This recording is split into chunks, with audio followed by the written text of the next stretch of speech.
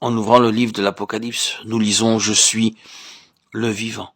J'ai été mort, mais je suis vivant au siècle des siècles, et je tiens les clés de la mort et du séjour des morts. » Christ est présenté, et toutes choses sont ensuite mesurées, jugées à la lumière de cet homme céleste, qui tient dans sa main la canne à mesurer.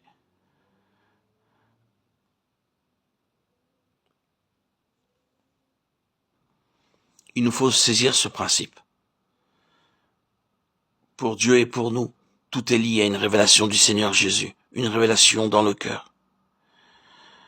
Mais bien aimé, ce ne sera pas comme en essayant de recouvrer la technique du Nouveau Testament. Ce sera pas dans une restauration de l'ordre du Nouveau Testament. Ce ne sera pas une affirmation nouvelle de la vérité et de la doctrine du Nouveau Testament. Ce sont là des choses, et elles peuvent servir à former un cadre, mais elles ne pourront jamais garantir la vie, la puissance, la gloire. Il y a beaucoup de gens sur cette terre qui ont la doctrine et la technique et l'ordre du Nouveau Testament, mais ce n'est qu'une charpente froide et morte. La vie, la gloire ne sont pas là. La joie et la bénédiction ne sont pas là. Non. Pour Dieu, la voie de la gloire est dans son Fils.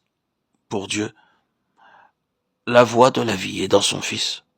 Pour Dieu, la voie de la puissance est dans son Fils. Pour Dieu, la voie de la nature céleste est dans son Fils. Et c'est là, en quelques mots, l'évangile de Jean. C'est ce que Dieu nous dit. Tout est dans le Fils. Et le besoin, le seul et unique besoin que nous ayons, c'est de voir le Fils. Et lorsque nous voyons le Fils par un acte de Dieu qui nous ouvre les yeux, le reste suivra. C'est encore l'évangile de Jean. Comment a-t-il ouvert les yeux? Qui a fait cela? Comment l'a-t-il fait? La réponse ou la réaction de l'homme en présence de cette interrogation est en fait celle-ci. Vous me questionnez sur la technique des choses. Je ne peux vous en montrer la technique. Je suis pas capable d'expliquer cette chose. Mais j'ai la réalité et c'est ce qui importe. Je sais une chose, c'est que j'étais aveugle et que maintenant je vois. C'est la lumière par la vie. En lui était la vie et la vie était la lumière. Nous ne voudrions pas être simplement en mesure de donner la doctrine de la vérité, de l'expliquer et de la définir complètement. Ce n'est pas là la chose essentielle. La chose primordiale, c'est que la vie produit la lumière. Et cela dans une révélation du Fils. Et s'il nous faut condenser toutes choses, nous aurons ceci. Premièrement, Dieu a renfermé tout ce qu'il est lui-même et tout ce qu'il est de lui en son Fils. Et il nous est pas possible de connaître ou de posséder ce qui est de Dieu en dehors du Seigneur Jésus, son Fils. C'est une chose bien établie, une chose finale et concluante.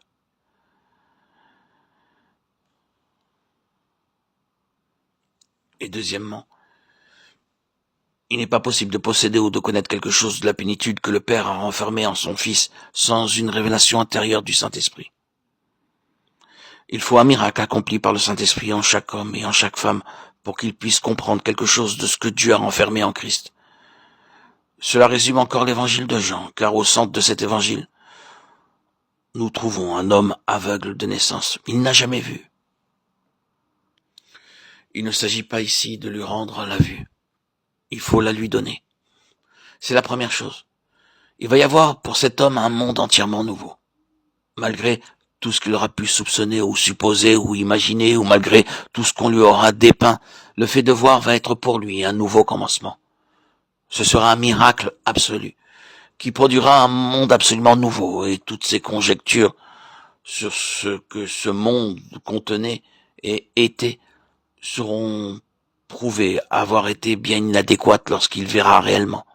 Il est impossible de voir avant que le miracle soit accompli en nous. Premièrement, Dieu a renfermé tout ce qui est de lui-même en son Fils. Deuxièmement, personne ne peut rien connaître de Dieu autrement que par une révélation.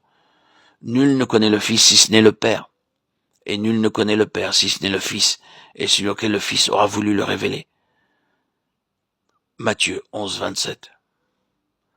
La révélation ne peut être donnée que par le choix du Fils.